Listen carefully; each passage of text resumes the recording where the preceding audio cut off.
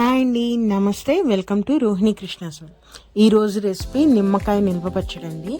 ఈ నిమ్మకాయ పచ్చడి మనము దద్దోజనం కానీ, పెరుగన్నంలోకి కానీ, పప్పులోకి కానీ కలుపుకొని తింటే చాలా సూపర్ టేస్టీగా ఉంటుంది. మనకి ఎప్పుడైనా ఏదైనా తినబుద్ధి కానప్పుడు, వామిటింగ్ సెన్సేషన్ ఇలా ఉన్నప్పుడు వేడివేడి అన్నంలో కనుక ఈ పచ్చడి కొంచెం వేసుకొని తింటే అసలు ఆ వామిటింగ్ సెన్సేషన్ అంతా పోతుంది. మనకు ఆ వికారం అంతా పోయి కూడా చాలా బాగుంటుందండి. నోటికి అన్నం కూడా తినబుద్ధి అవుతుంది. సో ఈ పచ్చడి ఎలా చేసుకోవాలో చూపిస్తాను. నేను ఇక్కడైతే ఇప్పుడు మీకు వీడియోలో చూపిస్తున్న సైజు నిమ్మకాయలు తీసుకున్నాను. ఇవి నేను ఒక డజన్నర అంటే ఒక 18 కాయల వరకు తీసుకున్నాను. చూసారా ఈ సైజు. దీనికన్నా పెద్ద సైజు ఉంటే ఒక 14 కాయల వరకు తీసుకోవచ్చు. అంటే పచ్చడి వచ్చేసరికి నేను ఒక డజన్ కాయలు చెప్తున్నాను. ఈ 6 కాయలు ఏంటంటే జ్యూస్ చేసి మనము దాంట్లోకి వేయాలన్నమాట. సో ఈ కాయలకి నేను కొలత చెప్తానండి ఇవాళ అయితే. సో వీటిని ఏంటంటే ఫస్ట్ శుభ్రంగా కడిగేసేసి పొడిగుడ్డతో తుడుచుకొని మనము లైట్ బాగా ఎండలో కాదు, కొంచెం ఎండగా వచ్చేదాంట్లో ఒక పావు గంట ఆరనిస్తే ఆ తడంతా పోయి మనకి బాగా రెడీ అవుతాయి. అలాంటి కాయని తీసుకొచ్చి మనము ఒక్క కాయ వచ్చేసరికి 8 ముక్కలుగా కట్ చేసుకుంటున్నానండి నేను. మీకు ఇంకా పెద్ద ముక్కలుగా కావాలనుకుంటే 4 ముక్కలు చేసుకోవచ్చు. నేనైతే 8 ముక్కలు కట్ చేసి దాంట్లో ఉన్న గింజలన్నీ తీసేస్తున్నాను. సరే, గింజలు ఉండకూడదండి. గింజలు అంటే ఊరిన తర్వాత దాంట్లో ఉన్న చేదు అనేది దిగుతుంది. సో గింజలన్నీ తీసేసేయాలి మనము. ఈ విధంగా ముక్కల్లో ఉన్న గింజలన్నీ తీసేసి చిన్న చిన్న సైజు 8 ముక్కలుగా కట్ చేశాను. ఈ సైజు వస్తుందండి. మీకు ఇంకా పెద్ద ముక్కలుగా కావాలంటే ఒక కాయ వచ్చి 4 ముక్కలుగా అయినా కట్ చేసుకోవచ్చు, మీ ఇష్టం అది. సో ఇది చూసారు కదా, ఇదే విధంగా మిగిలిన కాయలని అంటే ఒక కాయ కోసం ఇంకా 11 కాయలని మిగిలినవన్నీ కట్ చేసేస్తాను నేను. అన్ని కాయలు కట్ చేసుకున్న తర్వాత ఇంత వచ్చిందండి క్వాంటిటీ. మిగిలిన 6 కాయలని నేను జ్యూస్ తీసి పక్కన పెట్టుకుంటున్నాను. అది కూడా మనం రెడీ చేసేసి పెట్టేసుకోవాలి. చూసారా, నాకు 6 కాయలు జ్యూస్ ఇస్తే ఈ క్వాంటిటీ వచ్చింది. మీరు ఇంకా పెద్ద కాయలు తీస్తే ఒక 4 కాయలు జ్యూస్కి పెట్టుకొని మిగతాన్ని మీరు కట్ చేసుకోండి. ఇంకా ఇప్పుడు దీంట్లోకి మెయిన్ ఉప్పు అండి. ఉప్పు వచ్చేసరికి చూస్తున్నారు కదా, మీరు టీ గ్లాస్ ఆ సైజ్ దాంతో కళ్ళుప్పు, రాళ్ళుప్పు అంటారు కదా, నేను అది తీసుకున్నాను. మీకు వెయిట్ ప్రకారంగా చూసుకోవాలంటే ఒక 50 గ్రాముల కళ్ళుప్పు తీసుకోవాలండి. తీసుకొని ఇప్పుడు ఈ ఉప్పుని మనము నిమ్మకాయల్లో వేసేసుకోవాలి. ఒకవేళ మెత్తటి ఉప్పు తీసుకుంటే అది కూడా 50 గ్రాములే. ఇట్లా గ్లాస్ కొలతలో కనుక తీసుకుంటే ఒక 1/2 గ్లాస్ వరకు తీసుకొని ఇట్లా నిమ్మకాయ ముక్కల్లో వేసేసేయాలండి. తర్వాత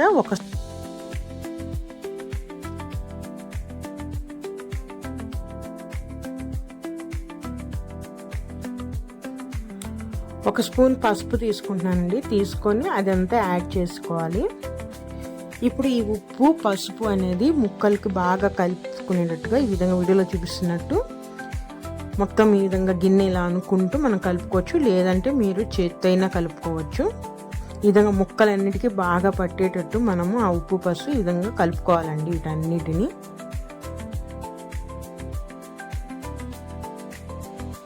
ఇప్పుడు బాగా పట్టింది కాబట్టి ఉప్పు పసుపు, ఇప్పుడు దీన్ని ఒక కంటైనర్లో మనము నిల్వ చేసుకోవాలి.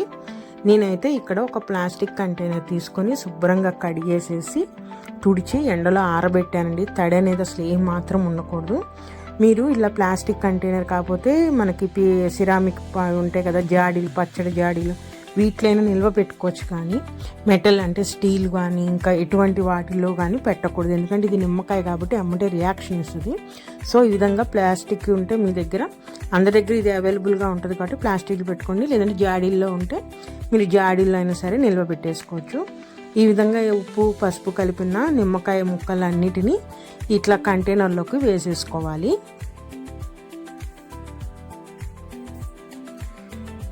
ఈ విధంగా మొత్తం వేసేసుకున్న తర్వాత ఇప్పుడు దీంట్లోకి ఇందాక మనము ఒక 6 కాయల వరకు జ్యూస్ తీసుకున్నాం కదా, ఆ జ్యూస్ మొత్తాన్ని కూడా దీంట్లోకి కలిపి వేసేసుకోవాలండి. వేసేసుకొని ఇప్పుడు జ్యూస్ అంతా ముక్కలకి పట్టేటట్టు బాగా కలుపుకోవాలి మనము. ఈ విధంగా కలిపేసేసుకొని మూత పెట్టేసి దీన్ని 7 నుంచి 10 రోజుల పాటు మనం ఊరనివ్వాలండి. ఇంకా ఎక్కువ ఊరినా పర్వాలేదు, ఏమవ్వదు. కాకపోతే రోజు మనం ఏం చేయాలంటే మా బాటిల్ని మనం ఏదైతే ఊరబెట్టాం కదా, మూత పెట్టేసింది కదా, దీన్ని 1 నిమిషం పాటు షేక్ చేయాలండి. ఇలా షేక్ చేయడం వల్ల ఏమైందంటే ఆ ఉప్పు అంతా కరిగి ఆ ముక్కలకి పడి ముక్కలు అనేవి బాగా ఊరుతాయి అన్నమాట, తొందరగా కూడా ఊరుతాయి. ఈ విధంగా మనం ఒక నిమిషం పాటు రోజు షేక్ చేయాలి, వీటన్నిటిని ముక్కల్ని పైకి కిందకి వచ్చేటట్టుగా. ఆ విధంగా మీరు ఎన్ని రోజులైనా ఇప్పుడు నేను తక్కువ క్వాంటిటీ పెడుతున్నాను కాబట్టి 7 నుంచి 10 రోజులు ఊరబెట్టేసి మొత్తం పచ్చడి నేను తాలింపు పెట్టేసుకుంటానండి. మీరు ఎక్కువ క్వాంటిటీలో కనుక పెట్టుకుంటే మనము ఇట్లానే ఒక 7 నుంచి 10 రోజులు ఊరనిచ్చేసేసి ఇంకా మనకి ఎంత కావాలంటే అంత క్వాంటిటీ తీసుకొని మనం తాలింపు పెట్టుకోవచ్చు. సో ఈ పచ్చడి తాలింపుకి నేను ఇందాక మనం ఉప్పు దేనితో తీసుకున్నాము అదే దాంతో నూనె కూడా తీసుకొని నేను పల్లీల నూనె తీసుకుంటున్నాను, శనగ నూనె.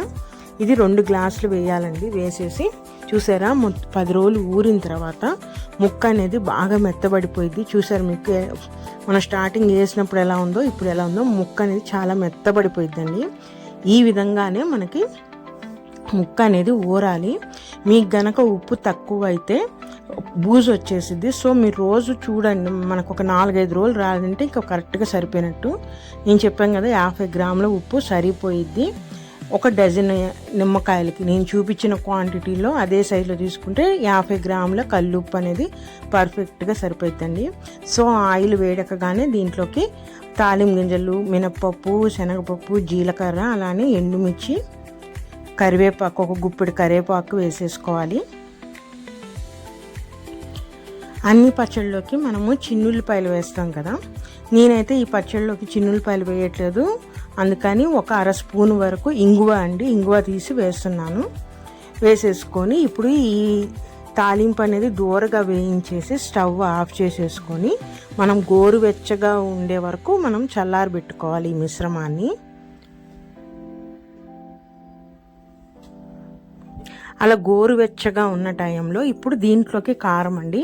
మనము ఉప్పు నూనె ఏ గ్లాస్తో తీసుకున్నామో అదే గ్లాస్తో నేను 1 గ్లాసు కారం తీసుకుంటున్నాను. అంటే ఒక 50 గ్రాముల కారం అండి. కారం తీసుకొని ఆయిల్లో వేసేసుకొని కలిపేసుకోవాలి. మనము ఆయిల్లో కారం వేయగానే ఫస్ట్ ఆ కారం అనేది ఆయిల్ అంతా పీల్ చేసుకుంటుంది. తర్వాత మనము ఊరబెట్టుకున్న నిమ్మకాయ మొత్తం వేసేసుకోవాలి. నేను తక్కువ క్వాంటిటీ పెట్టాను కాబట్టి మొత్తం వేస్తాను. మీరు ఎక్కువ క్వాంటిటీ పెడితే మీకు ఎంత కావాలో తీసుకొని అంతే తాలింపు పెట్టుకోండి. అప్పుడు ఎప్పుడు పెట్టుకున్నా ఫ్రెష్గా అనిపిస్తుంది మీకు. సో ఈ నిమ్మకాయతో మొత్తం వేసేగానే ఈ కారం అంతా నిమ్మకాయలో కలిసిపోయేటట్టు బాగా కలుపుకోవాలండి మనం.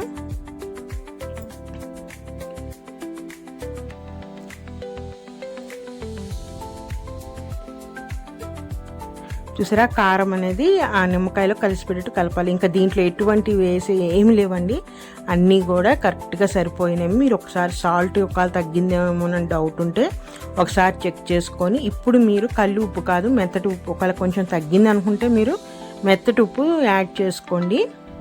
కారం అయితే 50 గ్రాములు కరెక్ట్గా సరిపోతుంది. సో ఈ విధంగా కలిపేసేసుకుంటే మన నిమ్మకాయ నిల్వ పచ్చడి రెడీ అండి. మీకు పచ్చడి గట్టిగా కనిపిస్తుంది కదా, ఎందుకంటే ఇప్పుడే కారం వేసాము నూనెలో కాబట్టి ఆ కారం అనేది నూనె పీల్ చేసుకుంటుంది. కారము నూనెని పీల్ చేసుకునేది కాబట్టి మనకి గట్టిగా కనిపిస్తుంది. ఒక 4 రోజులు అయ్యేసరికి ఆ నూనె అంతా బయటకు వచ్చేస్తుందండి, మనకి కరెక్ట్గా సరిపోతుంది.